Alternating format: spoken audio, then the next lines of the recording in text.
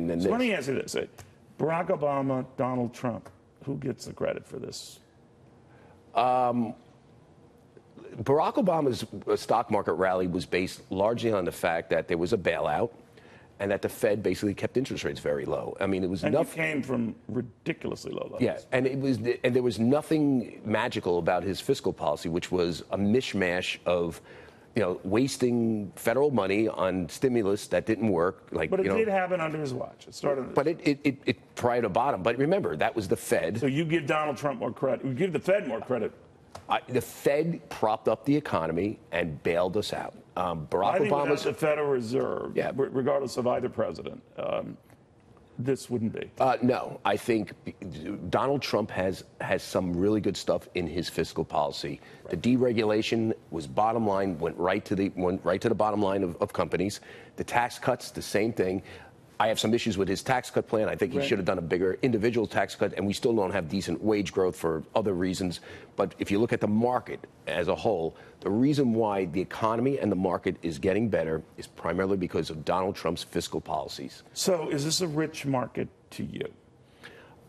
It depends. It's rich to me if there's more political uncertainty and he engages in a trade war, because then I don't think we're going to hit our bogeys on because when GDP. the last big bull run ended with Bill Clinton, it was on the cusp of the internet bubble bursting, right? And the NASDAQ being cut in half, right? That's what happened. And Bush getting handed that. Do you see anything like that? I don't see a bubble of that magnitude in anything yet. But by the way, it's the stuff you don't see that you absolutely. I will just say this: if I think of stuff that can stop the economy from growing.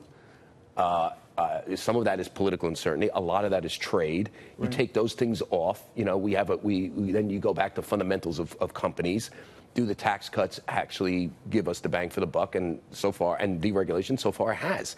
And I think if you can just take those two, but you can't take them off the table because he's still talking about it. Yeah. And and I'm telling you, the investors I talk to say this about Michael Cohen. Yes, it doesn't directly affect Trump, but if you're going to do something crazy like that, which you don't have to do, and by the way, this isn't like a novel theory. The Wall Street Journal editorial page said the exact same thing today.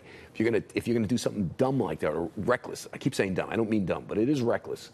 Who knows what's under the hood, and that's. And if I talk to friends of Trump. By the way, there's no evidence that campaign funds were used to do this. Now, if there were, then that would be a very different. No, but case. It was an in-kind. It can be construed as an in-kind contribution that the president directed. The guy to alter the election outcome. Yeah, I mean, and that's.